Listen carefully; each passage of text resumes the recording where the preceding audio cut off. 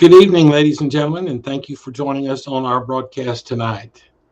I'm hopeful that I've done this correctly and that you are indeed able to join with me in the broadcast.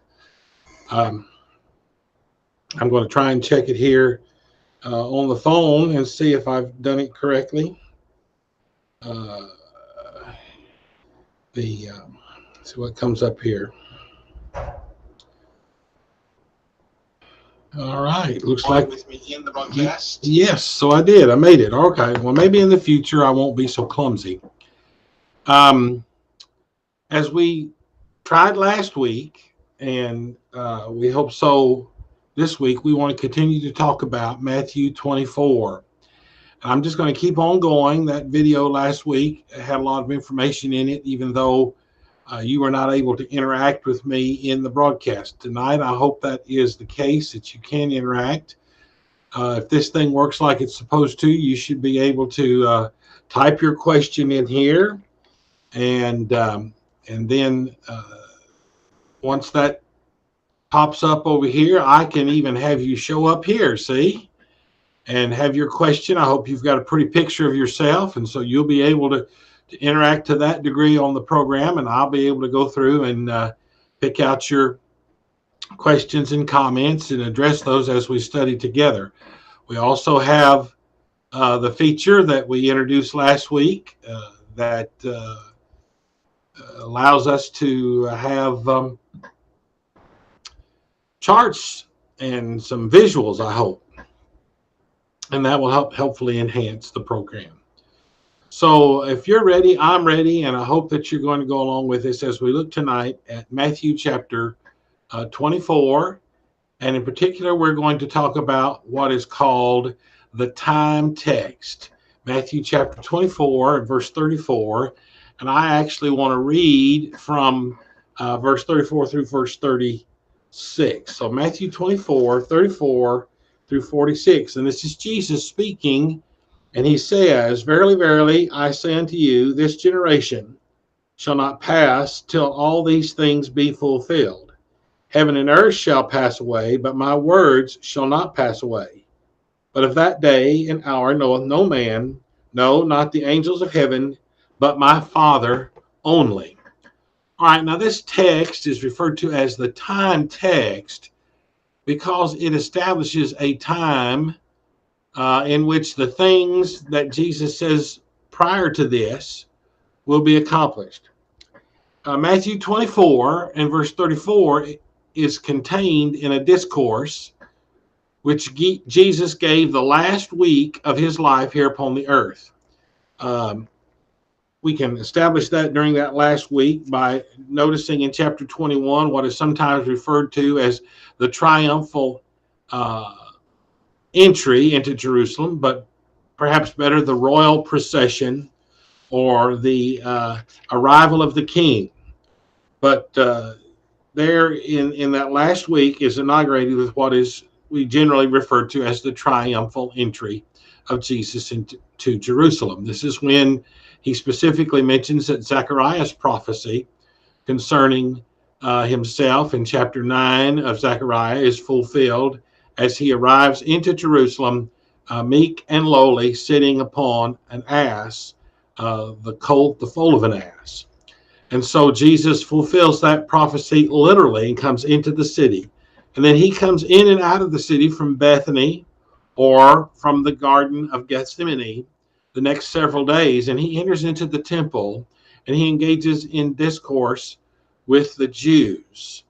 And there, prior to what we're talking about tonight, Jesus engages the Pharisees and the Sadducees and the Herodians all in controversy, and then silences them with the question he puts to them, of whom speaketh David, himself or someone else? And he puts the question to them, how can David say, the Lord said unto my Lord? In other words, David is the head of the kingly line, and so he would have no Lord. He would have no Lord among his descendants. Yet he's speaking of his descendants. He said, the Lord Jehovah said unto my Lord. All right. So how is that possible? And so he puts them to silence and he affirms his deity. And then in chapter 23, Jesus takes up this lengthy discourse of which we're speaking tonight. And he addresses it, notice there in verse 1 of chapter 23, he addresses it to the multitude. And this is not a sermon which is addressed just to the Pharisees, even though chapter 23 has a great deal to say about the Pharisees. It is addressed to the multitude. Certainly the Pharisees are seated or are standing or are among those who are hearing the sermon, because Jesus specifically addresses them. But he preaches the sermon in such a venue as to let all of the Jews know about the judgment that is coming upon those wicked Jews that sought to kill the Christ. All right. So Jesus addresses it to the Pharisees, but it is not intended just for their hearing only. Because context clearly says he turned to the multitudes and his disciples. So he was seeking to elicit response from the multitude and from his disciples, which he will get, and we will observe here in a moment in chapter 24. Now, this sermon continues all the way through the end of chapter 25 at verse 46, where in chapter 26, verse 1, that Jesus finished all these things. So this was the end of Jesus preaching in Jerusalem prior to his death. And so this is the last sermon that Jesus preached, and it's fitting that he did. But we need to put that in the context. We need to know where chapter 24, verse 34 is. It's right in the middle of this long sermon that Jesus is preaching, directed toward the multitudes and his disciples, expecting a response from them, which he gets at the beginning of chapter 24. And so we cannot separate these sections. And what Jesus is talking about is judgment. He's talking about judgment. And he specifically says there in chapter 23 and verse 36, you will, chapter 23 and verse 36, he says, "Verily I say unto you, all these things shall come upon this generation." Well, there in chapter 24 and verse 34, that's what Jesus says at this point in the discussion about a judgment, and specifically the judgment on Jerusalem. He says, "Verily I say unto you, this generation shall not pass till all these things shall be fulfilled." So Jesus has in view the generation that was then living. That's the idea of a generation, this generation. And you can take your concordance and just look for that phrase, this generation, and see how it's used in the Bible. It's used to talk about those who were living at the time that the statements are made. Now, this discourse then was not exclusively to the Pharisees. It was intended for everyone to hear and to understand. And as we've already observed, it began in verse 2 of chapter 23, and it continued to the end of chapter 25. Now, this fact explains the questions which the disciples asked in chapter 24 and verse 3. And so you might want to take the time to turn over there with me. So Jesus had been preaching about the Pharisees, or about the judgment on the nation. That's the best way to put that. How judgment was coming upon the nation. The Jews, the institutional Jews, those who had opposed Jesus, rejected Jesus, who were the creed-bound traditionalists, and who were the materialists. You had the Pharisees who had so corrupted the law with tradition that they thought more of their own tradition than they did the scriptures. And then you had the Sadducees, who were just rank infidels, materialists. They didn't believe in angels or spirits, and they were just modernists. And then you had the Herodians, who were Jews basically in name only. They had been secularized and were following after the ways of the Gentiles, particularly Rome, hence the name Herodians. And then you had another party. You had the Zealots, who were the political opposites of the Herodians who wanted to free themselves of Roman oppression, but they were not as concerned about spiritual matters as they were about these political matters. And so you have all these different rivalries in Judaism, and they are not concerned about their Messiah. They don't know who their Messiah is. They don't understand their Messiah. And so they end up rejecting Messiah. And because of that, Jesus says, your house is left to you desolate. Well, the Jews or the disciples had understood what Jesus was saying. He had announced destruction of Jerusalem. The idea of your house is left unto you desolate is very reminiscent of the language of Ezekiel, when in the vision in his book, God leaves the temple and goes eastward over the Mount of Olives, and just the great throne of God, the cherubs and so forth, depart from the temple. And so God is seen to leave the house desolate, all right? So your house is left unto you desolate. And this is what Jesus is saying here. God's not here. He's not with you. And so you're going to be destroyed. And so they went out, and the disciples began to look at the temple and so on and so forth, and marvel and say to Jesus, well, this is, I just don't see how this happened. Look at this beautiful building. Look at these incredibly large stones.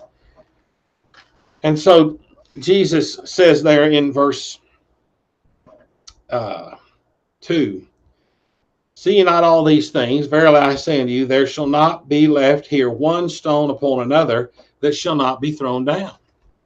If there was any doubt about what Jesus was saying, there's no doubt about it now. The temple is going to be thrown down. It's going to be destroyed. And so they sat on the Mount of Olives with Jesus, and the parallel passages say that Peter, Andrew, James, and John came to him and asked these questions. And so they came to him privately, saying, tell us, when shall these things be? That is, when shall the destruction of this temple take place? Because that's just exactly what Jesus had spoken about. And what shall be the sign of thy coming and of the end of the world? Now, the parallel passages there in Luke in particular, or Mark 13, either one. You can look at Mark 13 and 4, and I'll look at Luke 21 and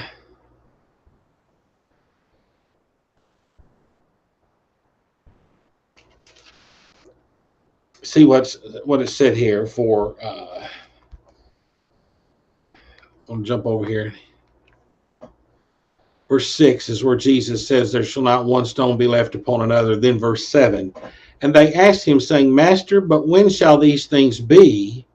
And what sign will there be when these things shall come to pass? And so the questions appear to be different.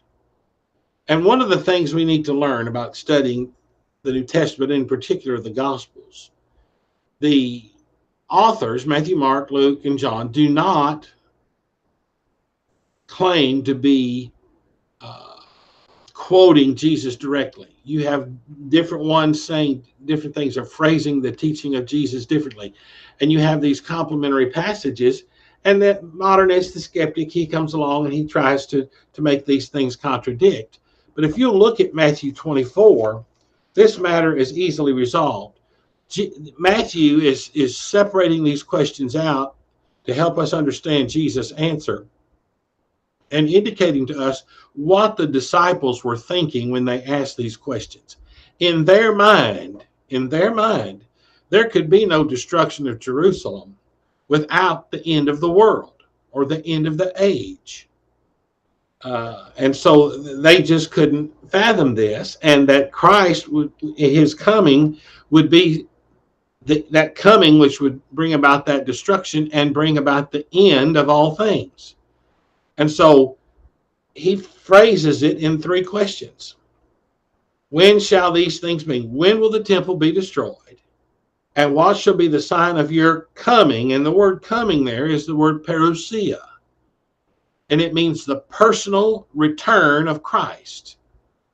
And so Jesus had taught them about his going back to the Father He's very explicit about this in John 14, 15, and 16. I go to my Father.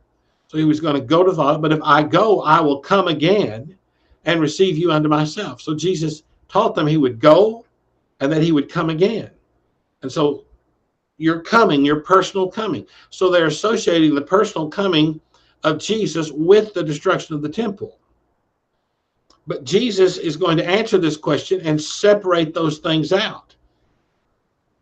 The sign of your coming.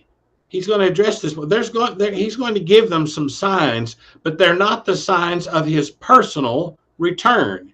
And he makes it clear. And that's why understanding verse 34 is so critical. Because Jesus is talking about the things for which there will be signs in the previous verses. That is, those verses above verse 34.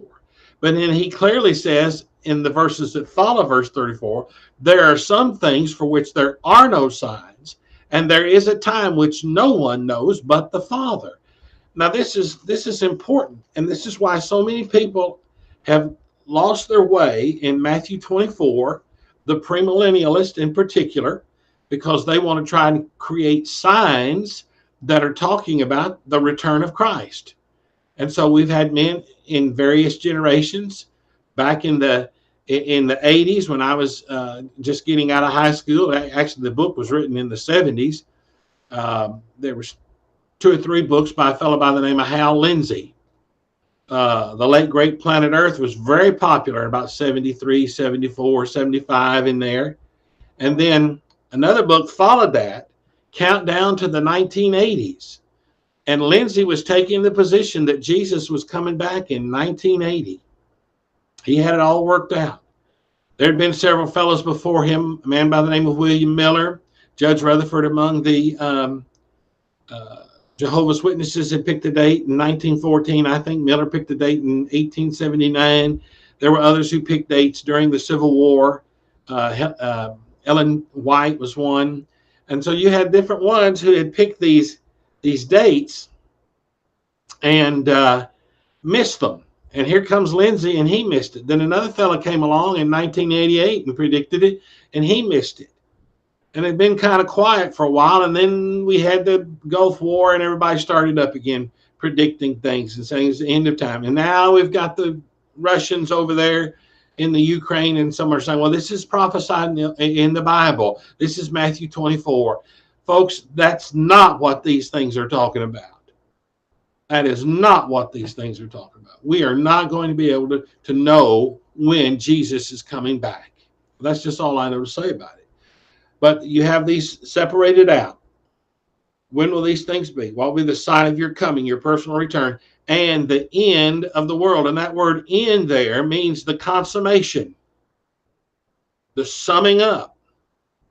And so it's the complete end, the total end. It's what Peter's talking about in 2 Peter 3. The elements shall melt with fervent heat. And Jesus talks about it through the Apostle Paul in 2 Thessalonians 1. He will come in flaming fire, taking vengeance on all those who know not God and who obey not the gospel. So there is a summing up, a coming to the end of the age that Jesus is going to tell us about. But he separates those 3 questions out for us in Matthew, and that's why verse 34 is critical, because that is the transition from talking about the things for which there would be a sign to this generation. That is the generation that was living at the time Jesus spoke these words. There were some signs for what was going to happen to that generation. This generation will not pass away until all these things be fulfilled. And then back in chapter 23, verse 6, the judgment that was going to come upon that generation. That's what Jesus is talking about. And that clearly is the destruction of Jerusalem, as we shall see in a moment. And then there were some things that were going to happen after that, for which there was no revelation of signs or the giving of a time. All right, so let me advance on here. And I'm concerned again that you aren't able to participate with us tonight in our questions. And so if you're out there, I hope you can just at least you may be listening and just type something for me here. and let me know how it's going, if you can get involved or not. I was trying to see here on the phone. Looks like I'm the only one that's watching. Oh my. Well, oh my. Let's see here.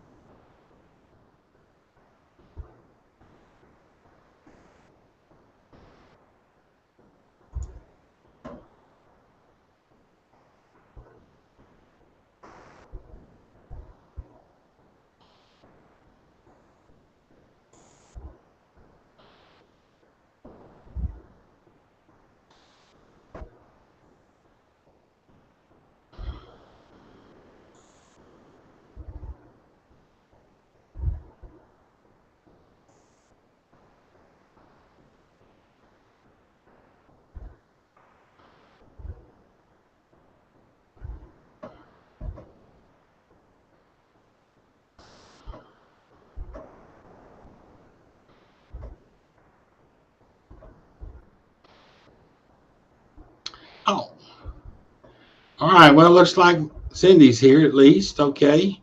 Well, that's good. That much is known then. Okay. Well,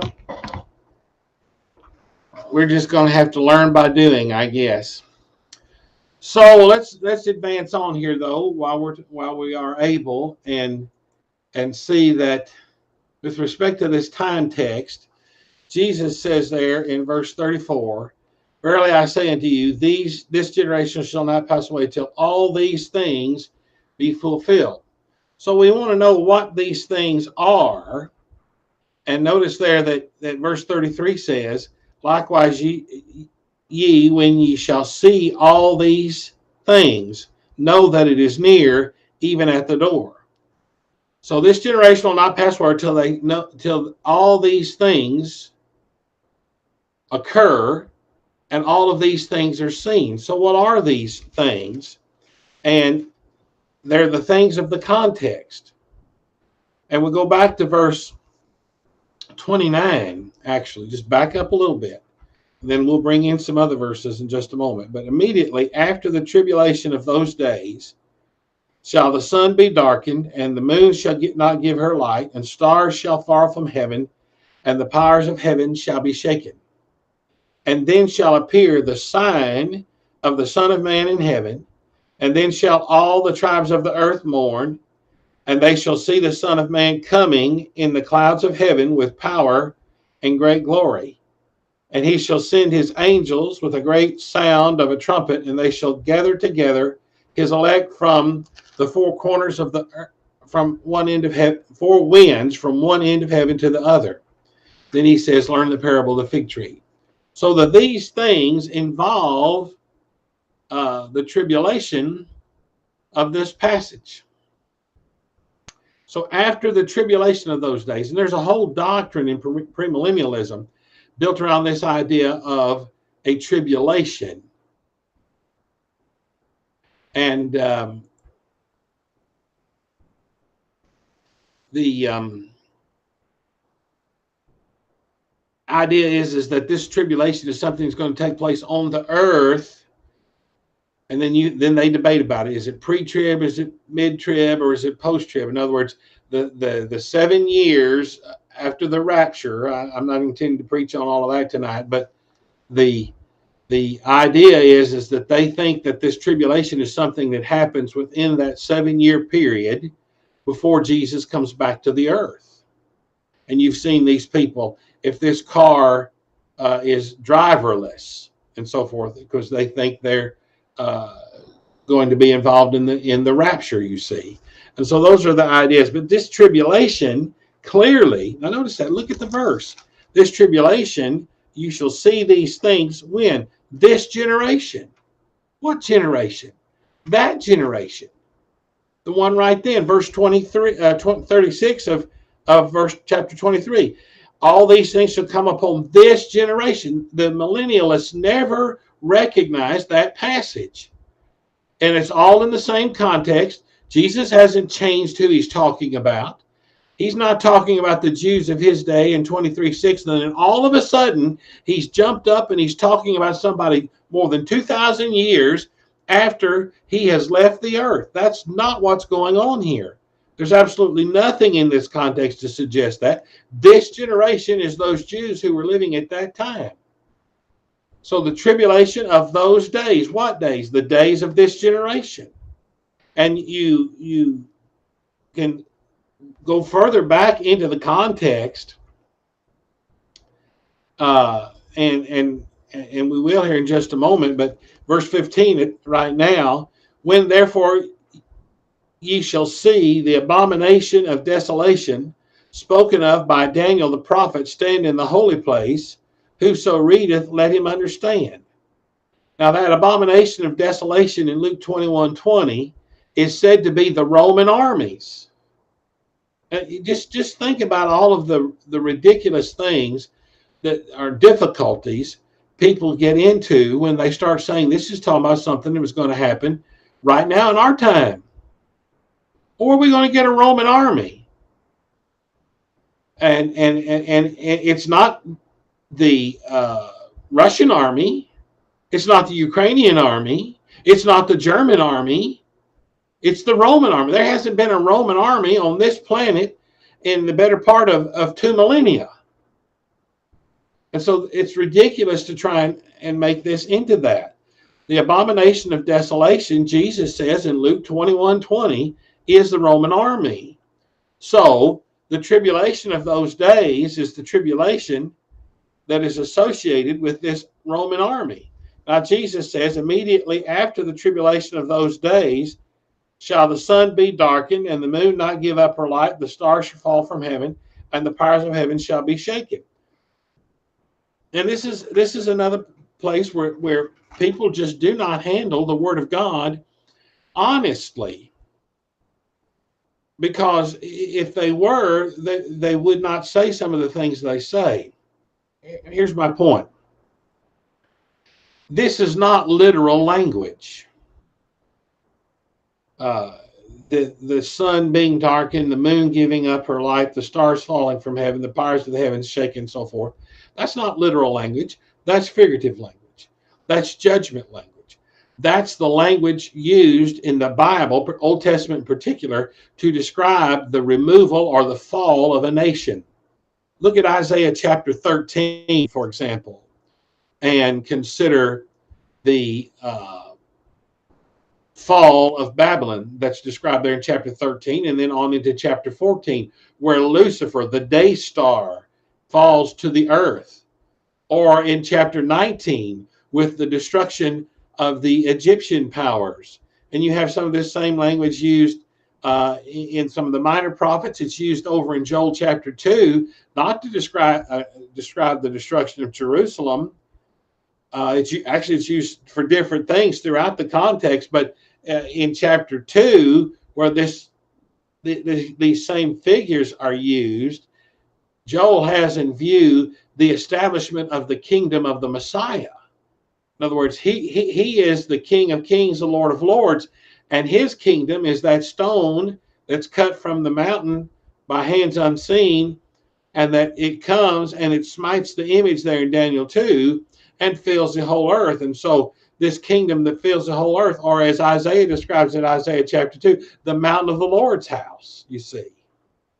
So you have this language used to describe the removal of a power, a kingdom, an earthly power. And so here in this context, Matthew 24, the language, Jesus is using the language to describe the fall of Jerusalem. So after the Roman armies comes, and that tribulation of those days, and it was 4 years that the Roman army laid siege to Jerusalem. So after the tribulation of those days, then what happens? Jerusalem falls. The sun is darkened. The moon does not give her light. The stars shall fall from heaven, and the powers of heaven shall be shaken. That's not the end of the world. The end of the world takes place in a twinkling of an eye. It's described in 1 Corinthians 15. And then shall appear the sign of the Son of Man in heaven, and then shall all the tribes of the earth, or the tribes of the land, mourn. That's the nation Israel. And they shall see the Son of Man coming in the clouds of heaven with power and great glory. Now, a couple of things here. First of all, it doesn't say the Son of Man you'll see the Son of Man in heaven. That's not what it says. You will see the sign of the Son of Man in the heaven. All right. This heaven is this same heaven where the sun is darkened, the stars fall, and so on and so forth. Talking about the removal of one institution, spiritual institution, the Jewish state, and it's replaced now with the Messianic kingdom. So the sign of the Son of Man is this fall of Judaism, and the Son of Man, and all the tribes of the earth shall mourn. The Jews are going to mourn the loss of their nation, and they shall see the Son of Man coming in the clouds of heaven. And here this coming is not parousia, it's erchomai, whereas parousia always requires a personal coming. Erchomai does not require a personal coming. And so one could come by means of another. And so this is what's being discussed. The Roman armies were coming against Jerusalem, and they were going to destroy Jerusalem. And so in this, the Son of Man is coming on the clouds of heaven with power and great glory. And again, that's reminiscent of the language of Isaiah 19, where Jehovah is pictured as riding on a swift cloud, or the language that is used over and again that describes the footstool of God, the great throne of God, the cherub, as resting in the clouds. And the different prophets have this imagery sometimes of the clouds. Always these clouds are associated with God's judgment. Not talking about literal clouds, but talking about God as the ruler of the universe, who has heaven as his throne and the earth as his footstool, and the clouds are the dust of his feet when he comes in judgment. And so here is this scene of judgment. So after the tribulation of these days, that is the destruction of Jerusalem, there's this obvious transition of power. The Son of Man is confirmed as being the Lord of Lords and King of Kings. And at that time he shall send his angels with a great sound of a trumpet, and they shall gather together his elect from the four corners of the wind and one end of heaven to the other. And this is all figurative language. This is not the end of the age, even though the angels are described as going out at the end of the age to gather up and separate the wheat from the chaff, the righteous from the wicked. Here the imagery is intended to show the gathering together of the elect through the preaching of the gospel. The Jews had been that one principal group that was opposing Christianity. Later, Rome is going to figure in this, and the New Testament is going to have something to say about that. But we have here the Jews, and so the powers of heaven are shaken, and the king is on his throne, evidently because Jesus had said these words. He had said, you're going to know that I'm the Christ because this is what's going to happen. So he is confirmed as a true prophet. And the Son of Man is coming in the clouds of heaven with the power and great glory, and he sends out his angels. This is the preaching of the gospel and the gathering together of the elect. And then he says, learn the parable of the fig tree. All right? So, when his branch is yet tender and putteth forth leaves, you know that summer is nigh. It's just a simple analogy. One thing is analogous to another. Here's the fig tree. He starts to put on leaves. What do we know from that? It's coming, weather's getting warmer. It's going to be summer. All right? So, or after the same manner, likewise, when you shall see these things. What things? That Roman army marching around Jerusalem, the destruction of Jerusalem, the tearing down of the temple, not one stone left upon another, Jesus said. When that is brought down to the ground, then you're going to have the Son of Man seated on his throne, and you know that it is near. All right, that when you see that army, you know it's near. These things are about to happen. Now, even at the doors. So this is the idea of the parable of fig tree. Something can be seen and known to be going to happen. And that's when he goes on to say, this generation shall not pass till all these things, this Roman army against Jerusalem. Now, I made some notes here, and I wanted to get this in.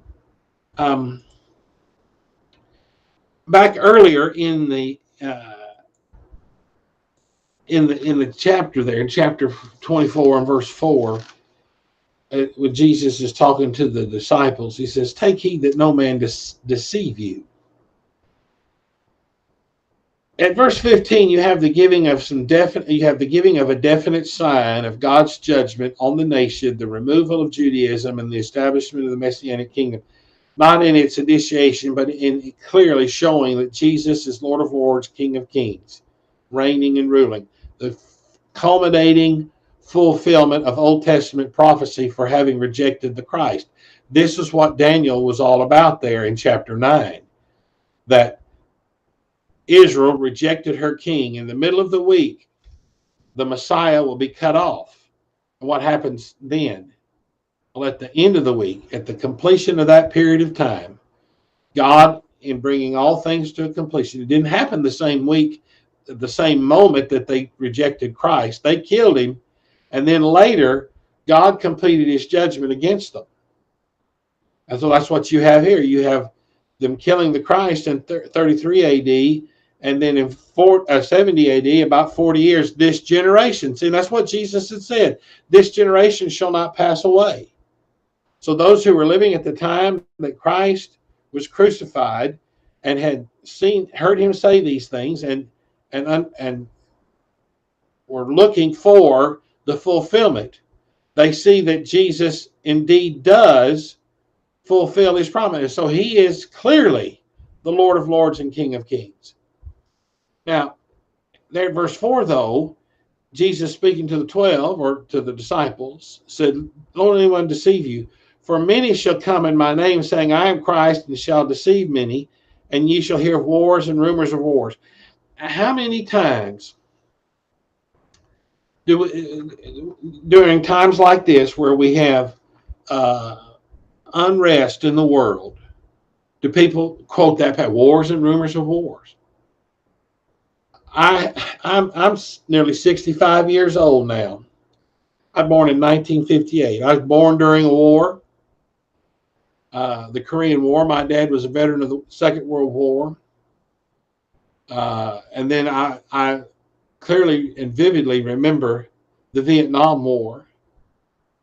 And then there've just been several other smaller wars all over the world during that time. And then we had the Gulf War I and the Gulf War II, and this continuing war on terrorism and so forth. My entire life, there have been wars and rumors of wars.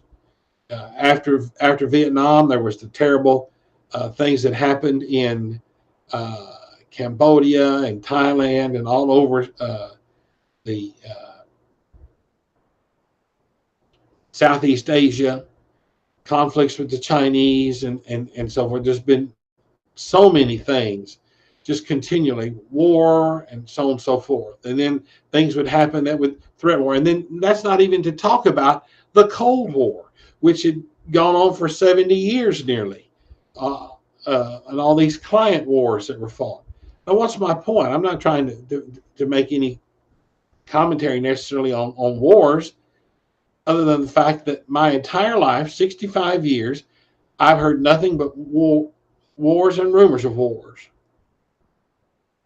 And so this is the point. Jesus is saying, you're going to hear that, but that's got nothing to do with what I'm talking about. See, don't be deceived. There are going to be some who say I'm Christ and says, don't let that deceive you. And I've lived long enough to see a few fellows who have actually claimed to be Christ. Old Moon, back in the 70s, was claiming to be Christ. And there's been 2 or 3 others that have claimed to be Christ. And old David Koresh practically claimed to be Christ. And old Jim, what's his name, down in Guyana. All these fellows who've made these pretensions of being Christ or the vicar of Christ or the personal representative of Christ or something, who are coming in his name, preaching a special doctrine, come follow me, and go off out in the wilderness and drink Kool-Aid. And he says, don't be deceived by that. Don't let yourself be troubled. For all these things must come to pass, but the end is not yet. And that end in verse 6 is not the same as the end in verse 3. That word in verse 6 is teleos, which means a goal toward which something is pointing. And Jesus is going to start talking about these signs. The question was, when shall these things be? That's the question he's answering. When shall these things be? He says, you're going to hear about false Christ. You're going to hear about wars and rumors of wars. And he goes on and talks about natural disasters, the beginning of sorrows, and so forth. Every time there's an earthquake, every time there's a tornado or a cyclone or something like that, and people will start, oh, this is God coming in judgment. There have been tornadoes and cyclones and earthquakes and all of these kinds of things since the fall or the transgression. And after the flood, the world that then was perished, and the world that now is remains. I do not know what all was involved in the cataclysmic changes that took place in the constitution of our planet. I just know that all things exist by God and all things consist by God. He is in control of that. It is in his hands, and he has set the bounds and the limitations. And I know that God said, as long as earth remaineth, seed time and harvest shall not cease. That's Genesis 8:21. So I'm not worried about those things. But Jesus is simply saying here, you're going to hear about stuff like this, and that's not what I'm talking about. That's got nothing to do with this. Those are not signs. And so what Jesus says is not a sign is the very thing that people say, well, this is a sign. No, Jesus says that's not it. That's not what I'm talking about. That's not the thing I'm pointing towards. Those have nothing to do with it. And so when people are talking about all these things that are happening, trying to make signs out of them, Jesus said, no, they're not signs. These are the beginning of sorrows. The beginning. And sorrow hadn't ended, folks. But as far as the context of this chapter is concerned, the Jews were going to be affected by those things as well. But that's not the thing that they need to be looking for. That's not the thing they need to be looking for. And there may be some hint here of divine retribution with regard to the nation Israel, but that was a part of their relationship with God. God has not said that he deals with the nations today like he dealt with Israel. That's another thing people need to learn. The covenant of Moab in Deuteronomy chapter 34 was between God and Israel. It was not between God and the United States or God and Europe, or God in China. So then he says, verse 9, they shall deliver you up to be afflicted, and shall kill you, and you shall be hated of all nations for my name's sake. And so now he's talking about persecution that would come on them. But one will betray another, and shall hate one another, and many false prophets shall arise and shall deceive. And because iniquity shall abound, the love of many shall wax cold. And so all of these things are going to be taking place, but none of these things are indications of the return of Christ, nor are they any indication of the coming of the Roman army. Jesus says, don't let those things deceive you. But Verse 13. He that shall endure unto the end, the same shall be saved. As he's saying, he that shall endure unto the end of time shall be saved? Why, certainly not. We don't have to live until the consummation of all things to be saved. That was an idea that evidently the Thessalonians had gotten, that either those who died before Christ came back were going to miss out, or that the resurrection was past already. I'm inclined to think that they just thought those who didn't live till Jesus came back, they thought Jesus was coming right back. And Paul says, no, that's not the case. They're asleep in Jesus, and he will bring them with him. And he still doesn't tell them when he's coming back. But if you shall endure unto the end. So he's talking to that generation. Some in that generation, if you will keep your faith through all of these challenges, and then when the Roman armies come, see, that's the end. Then shall the end come. You see, verse 14. The gospel's going to be preached. The Jews were going to get to hear the gospel. God was going to try and save them. And that's the point that Paul is making in the book of Romans. He said, if I could be a curse from Christ, I'd do it if my people could be saved. But he says that once that plan of preaching the gospel, to gathering up the elect from among the Jews, once that has taken place, then shall the end come, and the abomination of desolation spoken of by the prophet Daniel. So this is what's in view in this time verse, in verse 34, that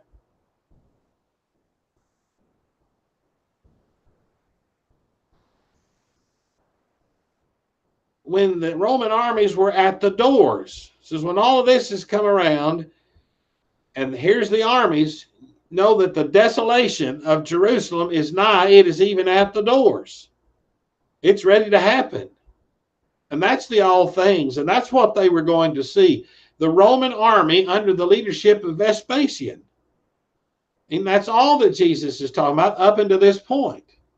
And I reiterate again that this end, which Jesus speaks of in verse 6 and in verse 34, it is not the complete end, the summation of the age, which is contemplated in the question in verse 3. But that's what Jesus is going to address in the verses that follow verse 34. He's going to talk about that end, the summation end. So Jesus establishes a window of time in which the tribulation and the destruction of Jerusalem must take place. And that window of time was between when Jesus was speaking and before the entire generation that was living at that time passed on. And so we're talking about a 40-year window. And the point of that was to prove that Jesus was a true prophet. And if he was a true prophet, then he's exactly who he claimed to be, which is the Son of God. And if he's the Son of God, then everything he said about himself and about salvation and about the forgiveness of sins must be true. Well, I thank you for being with me tonight. I hope that I did some of you some good. I see that I've still got to do a better job about at least perhaps reaching out to some of you. If you've been listening, and I wish you'd just text me and tell me that you were listening tonight, so I have some sense of what kind of audience I had.